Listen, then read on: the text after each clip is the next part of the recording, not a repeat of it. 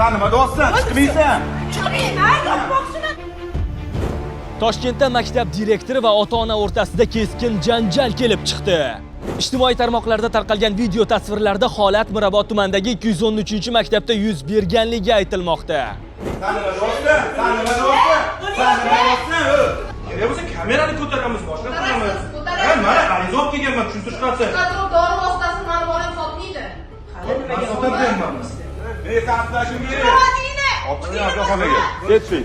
Xo'sh, direktor va ota-ona o'rtasida nega janjal kelib chiqdi? Ular nimani kelisha olishmadi? Holatga mas'ullar qanday munosabat bildirishadi? Mazkur holat Maktabgacha va Maktab ta'limi vazirligi tomonidan nazoratga olingan bo'lib, vazirlikning Toshkent shahar boshqarmasi tomonidan o'rganildi. Video lavhada aks etgan holat 2025-yil 7-aprel kuni Mirobod tumanidagi 213-sonli umumta'lim maktabi direktori xonasida ro'y bergan. Aniqlanishicha, Qo'yliqota mahalla fuqarolar yig'inida istiqomat qiluvchi yigit 213-maktabda o'qimasligiga qaramay, bir necha marta maktabga kirib, o'rtoqlarining darsda o'tirishiga xalaqit berganligi uchun maktab direktori uni ta'lim muassasasi hududidan chiqarib yuborgan. Joriy yilning 7-aprel kuni ko'p marotaba ogohlantirilishiga qaramay, u yana maktab hududida dars vaqtida sobiq sinfdoshi bilan uchrashgan. Uning guvohi bo'lgan direktor 10-sinf o'quvchisiga tanbeh bergan.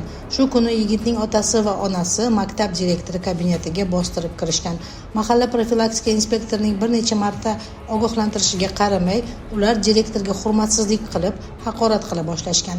Bundan asabiylashgan maktab direktori ota-onadan o'z xonasidan chiqib ketishlarini talab qilgan.